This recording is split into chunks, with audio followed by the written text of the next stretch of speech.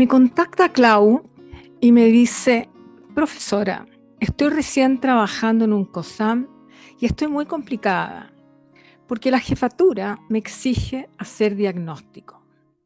Aprendí en la universidad que eso estigmatiza a los pacientes. Por lo tanto, no sé cómo proceder. Yo necesito trabajar y mi grupo laboral me gusta mucho. Y quisiera hacer psicoterapia, pero también quiero dar respuesta a lo que me piden y hacer buenos diagnósticos. ¿Me puede ayudar? Este video tiene que ver con cómo lo podemos hacer. ¿Será posible utilizar dos paradigmas tan distintos? Después de mucha reflexión, de relectura de mis fichas antiguas, llegué a la conclusión de que sí, tal vez se podrían usar con creatividad y siempre teniendo claro para qué los usamos. Somos seres sociales y lo que pasa en nuestro entorno nos pasa a nosotros también. Y entonces vivimos un entorno de apuro, todo rápido, vivimos corriendo. Y además tenemos un nuevo amigo que está por aquí atrás, que es la inteligencia artificial. Existen 167 programas de psicología en Chile, es decir, hay alrededor de 6.000 psicólogos que salen al mercado cada año. La formación de terapeutas está indudablemente ligada al currículum existente en esos programas, que están agrupados en 49 universidades distintas. Pero todas las universidades, después que revisé los currículums, tienen a lo menos 3 ejes curriculares. Por una parte, está la racionalidad técnica, el saber científico de la época moderna, donde la evidencia empírica sigue estando en el escenario de nuestro pensamiento. Pero también está la condición posmoderna, que de alguna manera se niega a entender lo humano desde la objetividad científica, resaltando la importancia de lo emocional. Podríamos decir que se sustenta en la fenomenología. Y hoy día está apareciendo una tercer eje programático. Me refiero a la inteligencia artificial, que está emergiendo. Y eso es impredecible. Pareciera ser que estamos frente a una nueva era. La era de la inteligencia artificial es fascinante, qué duda cabe.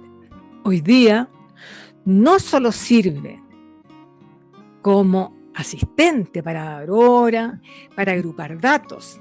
Existen chatbots o terapeutas virtuales que interactúan directamente con los pacientes sin la intervención humana.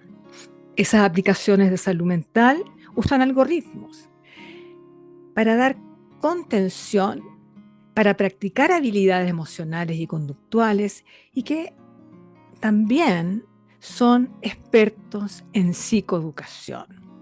Indudablemente es algo asombroso, mágico, diría yo. Les dejo 3 páginas o aplicaciones que encontré en internet que los invito a que ustedes las revisen. Pero ¿cuál es el resultado? Tenemos colegas jóvenes confundidos. ¿Por qué están confundidos? Me decía Carola: profe, todos los docentes nos dicen cosas distintas y a la vez son diferentes a nuestros lugares de trabajo o de práctica. Por lo tanto, los colegas jóvenes no solo están confundidos, sino que muchas veces agotados. Estuvimos revisando algunas CEFAM, COSAM y hospitales de día y nos encontramos con que los psicólogos a cargo de los CEFAM dicen son recursos insuficientes, se esperan redes integradas, pero eso está solo en el papel. Los pacientes a veces están eternalizados. Hay pacientes que están hasta 10 años y es un sistema muy paternalista todavía que le resta agenciamiento a las personas. A su vez, los psicólogos que trabajan en los CEFAM dicen: vivo en una constante sensación de no saber. Tengo que aprender. Llego a mi casa abrumada por tanta vulnerabilidad social. Tengo que hacer diagnósticos y no me queda otra que hacerlos, a pesar de que sé que además de la pobreza estigmatizo a los pacientes. Eso me supera. La vulnerabilidad económica me ha golpeado fuertemente. Madres que impulsan a sus hijas e hijos a prostituirse. A veces siento que elegí mal. Los y las psicólogas o colegas hoy día que trabajan los spam sienten que lo aprendido en la universidad no les sirve. Si nosotros recordamos la pirámide de Maslow y vemos la base de esa pirámide, nos encontramos que los problemas por los que las personas consultan atención primaria, más que psicológicos, son problemas sociales. Alcantarillado, agua potable, frío en el invierno, sensaciones de no pertenecer, de no tener oportunidades, prostitución. Son problemas contingentes, ligados a situaciones sociales. Por lo tanto, nos vemos como cerrados a tener que solucionar problemas más bien como interventores comunitarios, más que como psicoterapeutas. En el libro El mito de la normalidad de Gabor Maté, él se pregunta: ¿cuál es nuestra naturaleza? Y se responde, dice: lo que nos hace humanos es lo sentimental. Y parafrasea a Stanley Greenspan, que afirma: la interacción emocional, más que la intelectual, es el principal arquitecto de la mente. Como decía Maturana, somos seres emocionales. Necesitamos sentirnos reconocidos, apreciados, parte de un grupo, queridos y aceptados. Siento que una de las variables que no están consideradas en algunas escuelas de las 100 y tanto, o de los programas de psicología, es lo que advertía en los años 60 McDonald y Leary, que es el dolor social. El dolor social es un dolor complejo. ¿Qué lo hace complejo? Lo hace complejo que las personas que viven dolor social, se ha investigado y se ha visto que se activan las mismas áreas cerebrales, que son el circuito cingulado anterior, que cuando se sufre un dolor físico. Es más, hay investigaciones que ustedes pueden revisar que dicen que disminuye con un paracetamol. Indudablemente, la psicoterapia es una disciplina en construcción. Si nosotros recordamos a Freud, después el conductismo, después las terapias humanistas, las terapias familiares, las terapias de tercera generación, etc., nos encontramos con que han ido pasando durante un tiempo. Hoy estamos en una psicoterapia digital. 130 años en la vida de una disciplina desde que Freud fundara la psicología, pareciera que es mucho tiempo. Más que toda mi vida, por supuesto. pero en términos disciplinarios es poquísimo.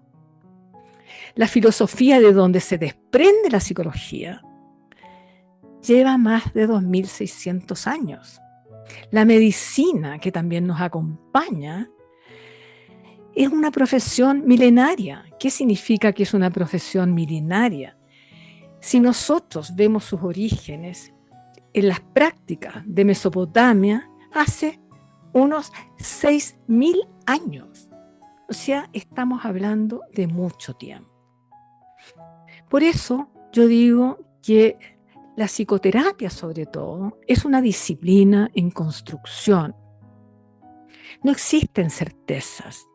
La psiquis es sutil. Como dice Mate Gabor, no resiste los límites. Es cambiante. No sé qué le pasa a los colegas jóvenes. Se sienten ansiosos porque están enfrentados a una torre de Babel de paradigmas en psicología. Esta lámina, que me ha acompañado en muchos videos, habla de 800 intervenciones terapéuticas diversas. Por lo tanto, tenemos a psicólogos jóvenes a quienes la psicología hoy les pesa. Una profesión orientada a ayudar, hoy día les pesa.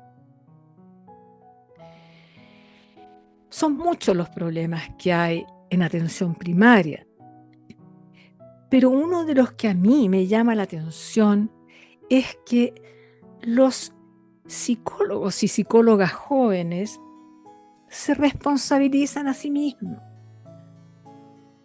Entonces hay preguntas como, ¿en qué momento estudio? ¿En qué momento me preparo mejor? Eso me llevó a decir que necesitamos pensar de otra manera. ¿Son realmente miradas antagónicas la modernidad y la posmodernidad? ¿O son una falsa dicotomía, producto del preciosismo academicista, y disculpen lo que voy a decir, malentendido de algunos docentes que no entienden bien lo que quiere decir ontología? Por lo tanto, se centran en teorías y no se ocupan de que, de alguna manera, los psicólogos estamos orientados a ayudar a las personas de la mejor manera posible.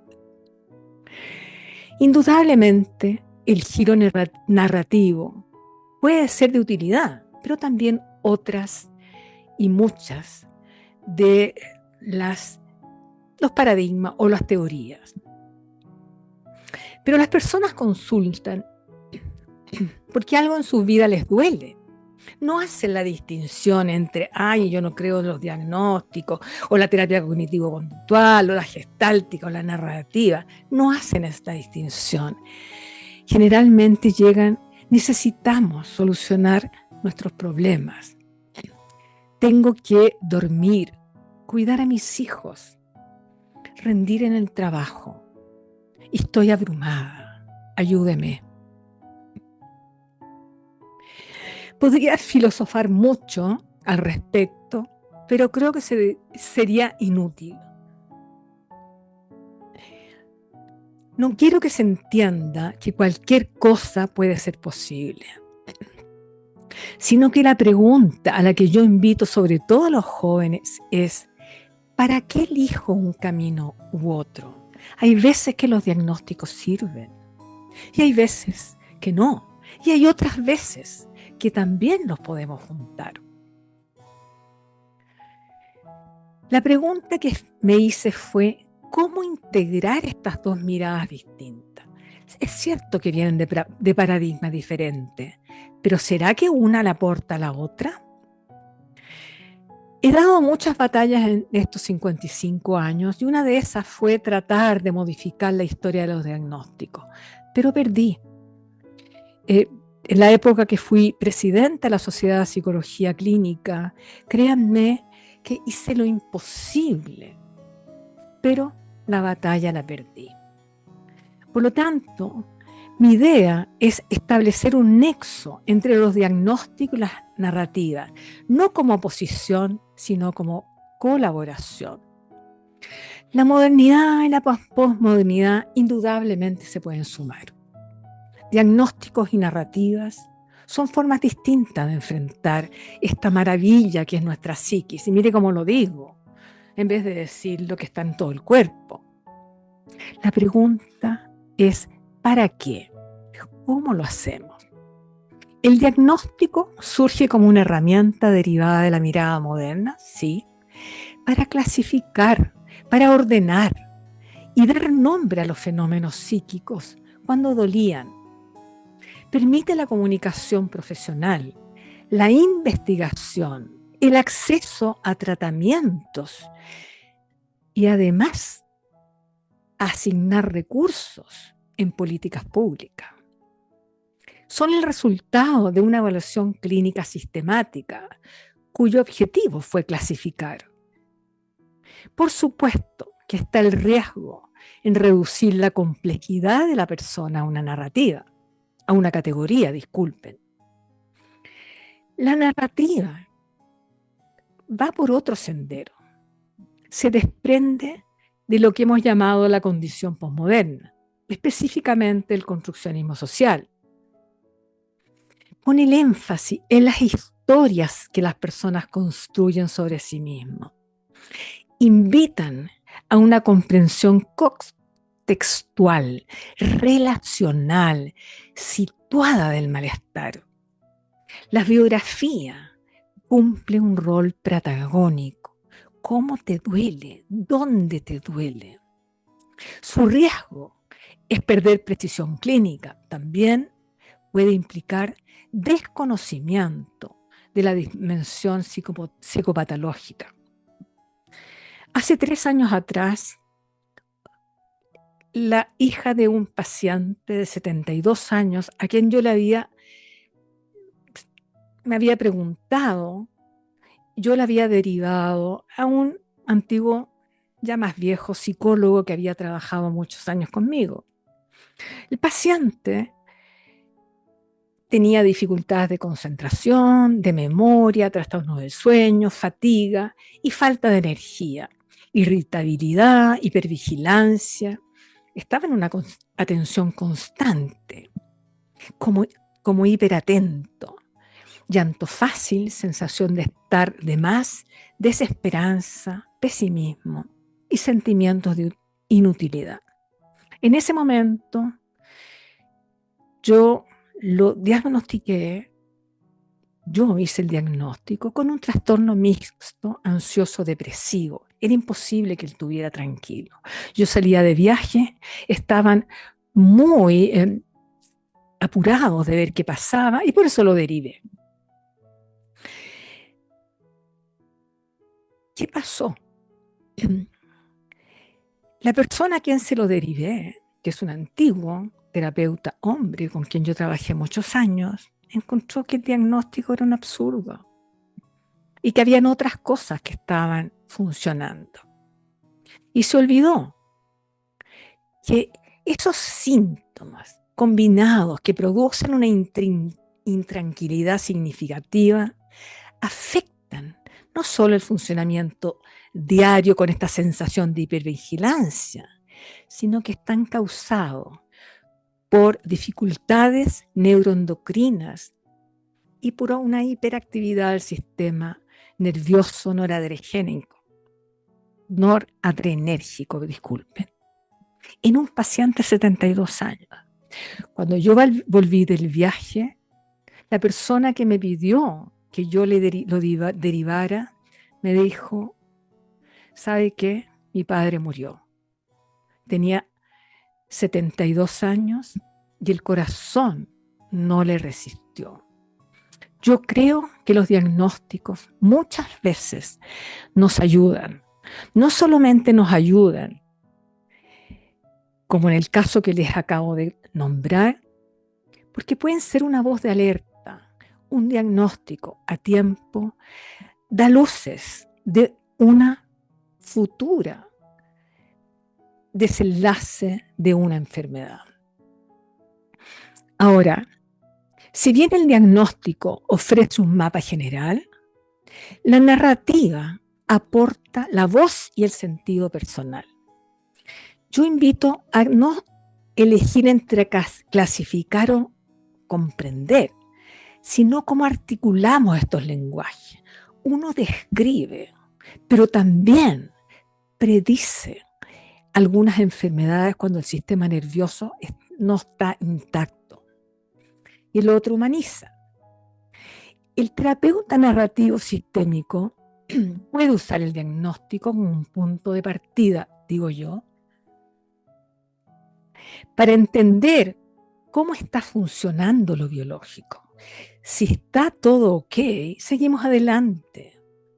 Pero también nos puede ayudar el diagnóstico para abrir conversaciones.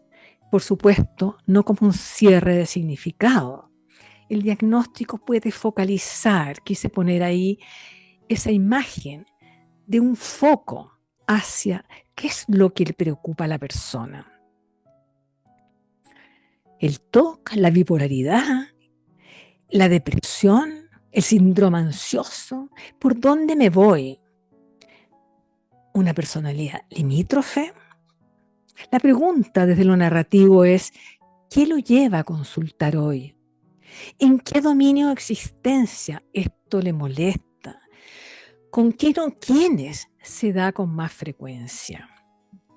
Por lo tanto, es posible hacerlos conversar, no como cosas antagónicas, sino como formas distintas de entender esto tan complicado que es la psiquis.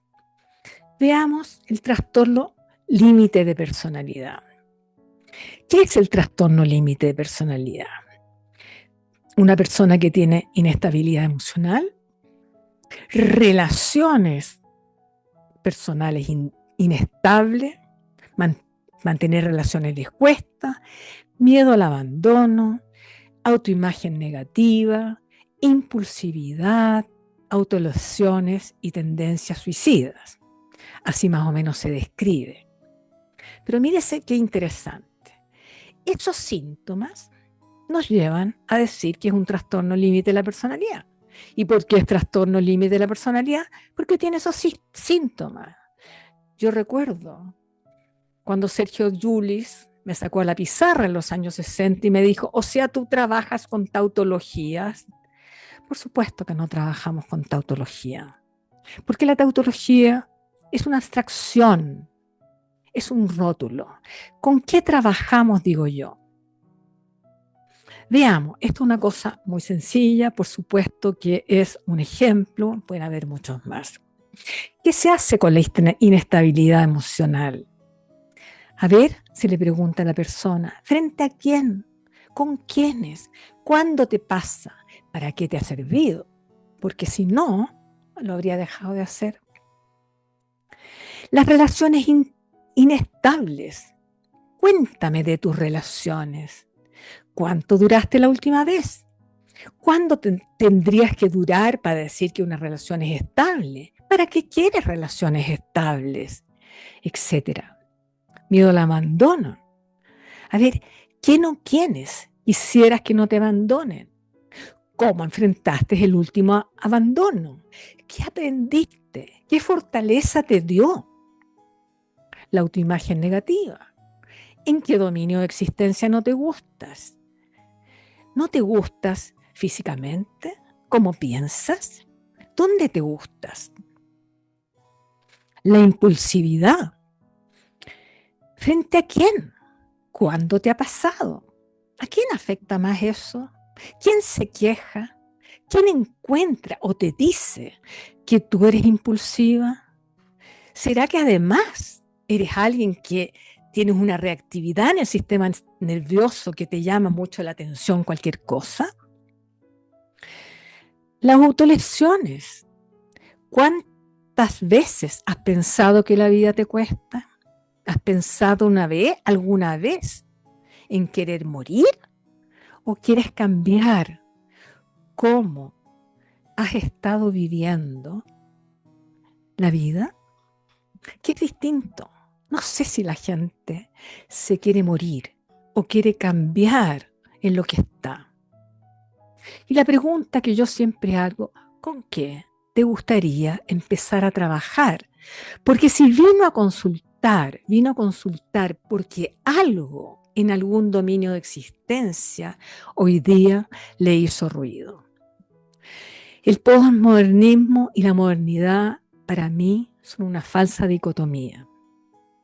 Tengo un video en que lo planteé, en el quehacer terapéutico trabajamos con personas, pero los diagnósticos también nos ayudan. La psicoterapia es el arte de conversación, digo yo. Los problemas humanos, específicamente los que tienen directa relación con los malestares psíquicos, eso que todavía no somos capaces de definir lo que es la psiquis, no se muestran perfectamente definidos. Como decía Schoen en el año 1996, se presentan como situaciones confusas, indeterminadas y problemáticas, yo diría a veces dolorosas, pero requieren que nosotros, con un acercamiento creativo, ayudemos a las personas a aclararse y pasar del no sé qué me pasa a, parece que eso es lo que necesito cambiar. El diagnóstico, aunque responde a una exigencia institucional, también puede tener un valor clínico si se le entiende como una herramienta que nos ayuda a focalizar la mirada en aquello que está generando sufrimiento en quienes consultan. Nos permite dirigir la entrevista, nos ayuda, nos acorta el tiempo, aquellas áreas en la vida que lo está haciendo sufrir. ¿Sufrir a quién? A la persona o a la familia que consulta. No se trata de definir que no son a partir de una etiqueta, sino de tener una guía inicial que oriente el foco de la mirada. El planteamiento narrativo aporta la voz y el sentido personal, el sentido de vida de cada uno de quienes nos consultan. Se define por su biografía.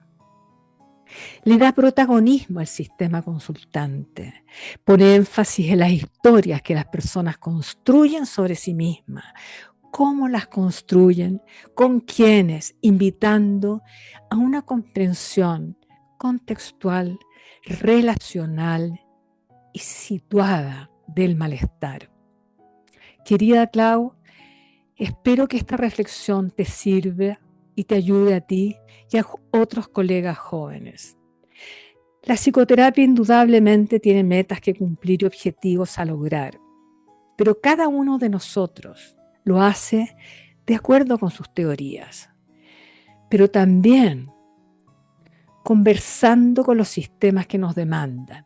Uno de esos sistemas es el sistema consultante, pero otro de esos sistemas son aquellos que nos contratan.